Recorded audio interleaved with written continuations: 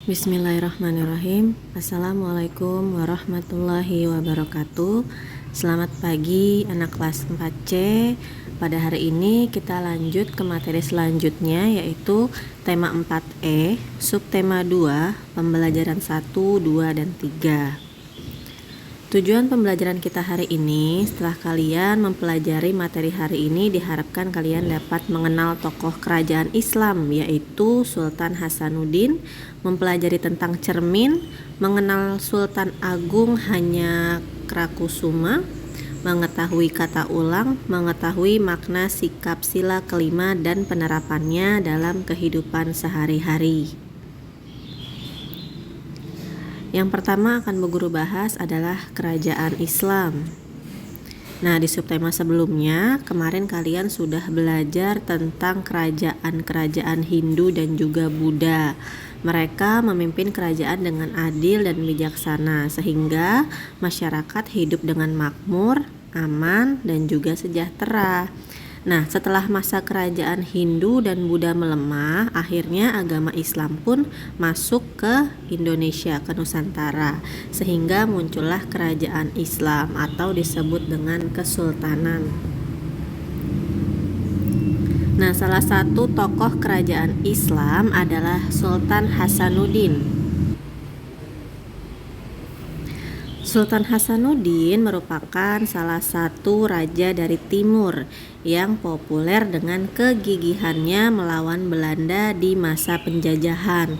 Nah, karena kegigihannya dan keberaniannya melawan Belanda, Sultan Hasanuddin itu mendapat julukan ayam jantan dari timur. Nah, salah satu gagasannya yang berhasil membuat Belanda atau VOC kelimpungan ialah menolak monopoli perdagangan oleh VOC. Apa itu monopoli perdagangan? Nah, monopoli perdagangan itu adalah cara perdagangan yang dilakukan dengan cara militer, adu domba, yang tujuannya itu untuk mengambil keuntungan yang sebesar-besarnya tanpa memikirkan kesulitan atau kesusahan orang lain. Nah, kalian bisa lihat atau bisa baca kisah Sultan Hasanuddin di buku paket kalian di halaman 44. Materi berikutnya adalah tentang cermin. Kemarin kita sudah belajar sifat-sifat cahaya. Ada cahaya menembus benda bening, cahaya merambat lurus, cahaya dapat dipantulkan, cahaya dapat dibiaskan, dan juga cahaya dapat diuraikan. Nah, salah satunya adalah sifat cahaya adalah dapat dipantulkan.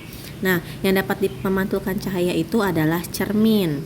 Bagaimana cara kerja cermin? Cara kerja cermin adalah memantulkan kembali semua cahaya yang diterimanya.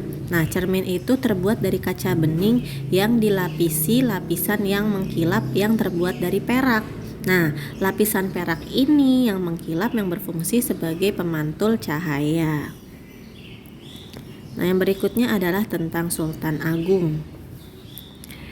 Salah satu raja Kesultanan Mataram yang terkenal adalah Sultan Agung. Nah, bagaimana perjuangan Sultan Agung? Kalian juga bisa baca di buku paket kalian halaman 49 dan juga 50.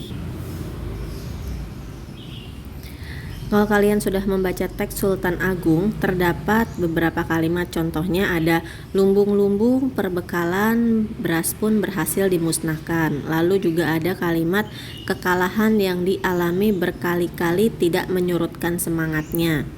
Nah, di situ ada kata yang diulang-ulang ya, yaitu lumbung-lumbung dan berkali-kali. Apa sih kata ulang? Kata ulang adalah kata yang mengalami proses pengulangan, baik sebagian atau seluruhnya. Nah, di sini ada macam-macam kata ulang. Ada kata ulang murni, contohnya lumbung-lumbung, satu-satu, makan-makan. Jadi ini pengulangan tapi dengan kata yang sama, makanya dibilang kata ulang murni. Lalu ada kata ulang yang berubah bunyi, bolak-balik ya, jadi dari a, i, bolak-balik, serba-serbi, kelap-kelip. Lalu juga ada kata ulang yang berimbuhan, berkali-kali, imbuhannya adalah ber, melihat-lihat imbuhannya me, dan ditekan-tekan imbuhannya di. Dan di sini juga masih ada kata ulang yang memiliki beberapa makna.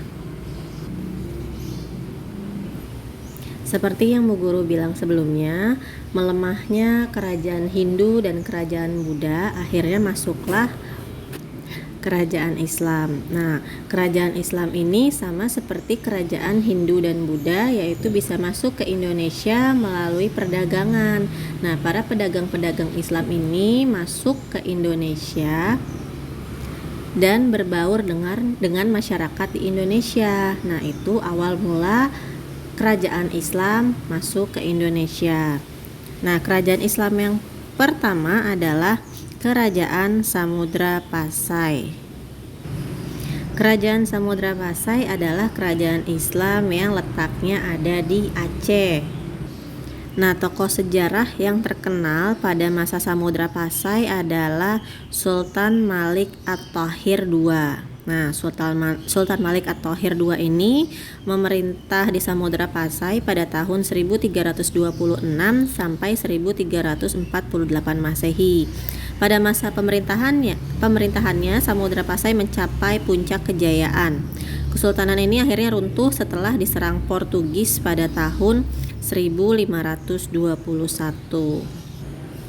Yang kedua ada Kesultanan Aceh. Nah, kalau Kesultanan Aceh ini pada saat kepemimpinannya itu dipimpin oleh Sultan Iskandar Muda yang memerintah Kesultanan Aceh dari tahun 1636 sampai 1641. Nah, saat pemerintahan Kesultanan Aceh mampu memperluas wilayah sampai ke Semenanjung Malaya, yaitu daerah Johor, Pahang, dan juga Kedah.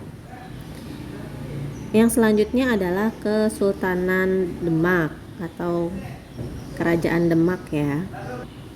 Nah, kalau Kerajaan Demak itu atau Kesultanan Demak itu adalah kerajaan Islam pertama yang ada di Pulau Jawa. Kalau Samudra Pasai kerajaan Islam pertama yang ada di Nusantara, kalau Kesultanan Demak itu adalah kerajaan Islam yang pertama yang ada di Pulau Jawa.